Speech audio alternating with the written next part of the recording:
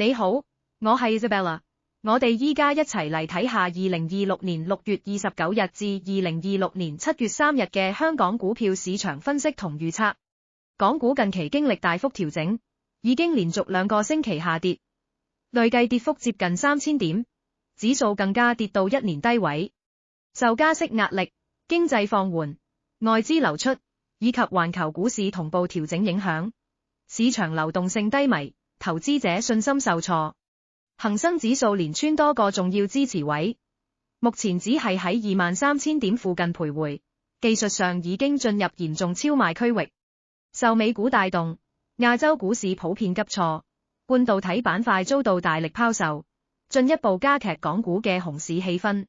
短期內如果冇重磅利好消息，港股仍然面臨下行壓力，下降通道尚未完全打破，投資者仍然要保持謹慎。儘管外圍環境充滿挑戰，但技術面顯示大市短期過度拋售，出現反彈嘅機會正逐步增加。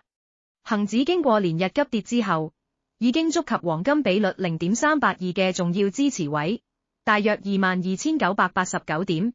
近日2度喺呢個位置獲得支持，顯示有明顯反彈需求。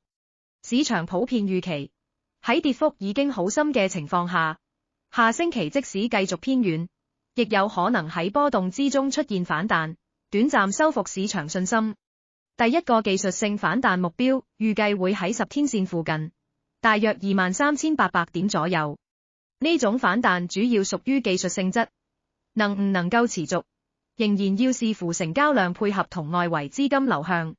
基本面方面，雖然目前仲未見到明顯改善，但情況亦未至於好似表面咁悲觀。恒指由2024年初低位大幅反彈之後，再由高位回調，已經消化咗大部分利空因素。投資者目前正等待6月份半年業績公佈，如果業績結果唔錯，有望為市場帶來曙光。現階段港股處於低位整固階段，伺機尋找反彈動力。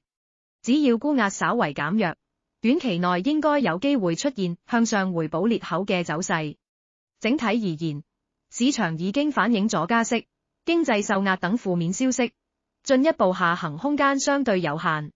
總結嚟講，港股短期仍然會維持高波動格局，下星期可能先跌後彈，但反彈力度取決於係咪有實質利好消息出現。